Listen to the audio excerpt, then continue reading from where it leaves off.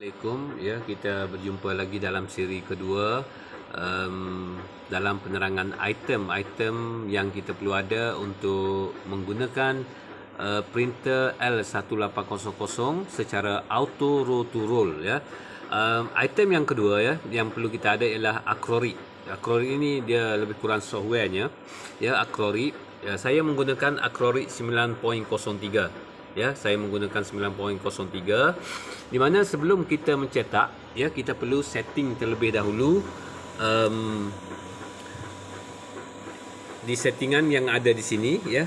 Kalau kita lihat layout ini, ya, ini artwork yang kita hendak cetak, kita perlu lihat berapa output itu. Kalau kita lihat outputnya 47.2, maknanya kita kena buat paper size 47.3. Nampak tak? Kita buat 47.3. Kemudian printer, settingan printer kita ambil yang stylus photo 1390. Ya, ini USB masing-masing lah untuk dan check paper size kita offkan. Resolution wide. Okey, resolution wide ni saya ambil DPI 1400 darab 1400, ya, supaya ia lebih tebal. Ya, supaya dia lebih tebal, ya. Kalau kita tengok, ni kita tengok, dia agak tebal, ya, putih tu tebal. Okey, resolution color ni kita ambil hanya 720 dpi sahaja. Jenis image yang kita pilih ialah fotograf, ya, gambar. Dan feeding ni, walaupun kita menggunakan auto roll to roll, sebab itu kita convert menggunakan board ini, board auto roll to roll, maka kita masih tetap memilih secara seek, ya. Kita tetap memilih secara seek. Okey, color dot size ni kita boleh yang ni kita boleh pilih mid ataupun medium ataupun campur light, ya.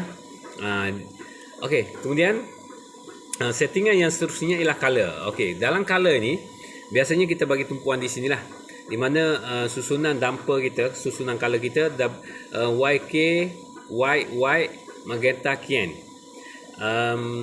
Biasanya, okey, saya hanya setting warna CMYK ni semua 40, kecuali putih saya buat 150 kerana usia head saya sudah pun menjangkau setahun lebih, ya, menjangkau setahun lebih. Kalau head baru mungkin kita boleh letak 40, 50 white, ya.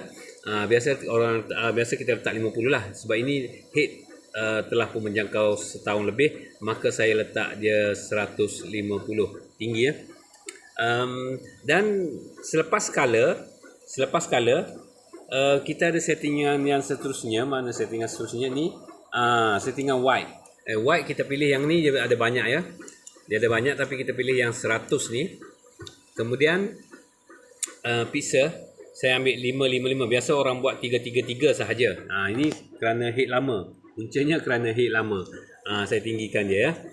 Kemudian kita pun bolehlah print. Okey, kita boleh print. Kita tekan print. Di layer ni, kalau kita lihat di papan pemuka layer ni, tidak terang, dia menunjukkan yang kita telah setting tadi. Dia tengok setting kertas kita berapa, output size kita berapa, jenis printer yang kita pilih, USB, ICC kita. Kalau kita tengok sini 40, white 150. Apa yang kita setting tadi, dia akan tunjukkan di sini. Dan jangan lupa, sini kena tick print color first dengan color white. Kita mesti tick, ya. Selepas tu barulah kita boleh tekan print. Okey, kita tekan print, kemudian kita biarkan dia print. Kalau kita lihat dekat sini, ya, kelebihan auto roll to roll ialah kita boleh susun banyak. Tengok, saya ada susun banyak. Ada 3 susunan queue yang saya buat, dan kita boleh susun sebanyak mana yang kita mahu, dan kita tinggalkan printer ini di sini biar dia bekerja, kan? Tapi jangan terlalu lama, sejam pun okey. Takut nanti kertas, nanti filem tu sampai ke bawah, ya. Nanti tak pasal-pasal filem ni sampai ke bawah. Inilah. Okey, itulah sedikit secara ringkas tentang item yang kita perlukan untuk menggunakan box auto roto roll. Ya.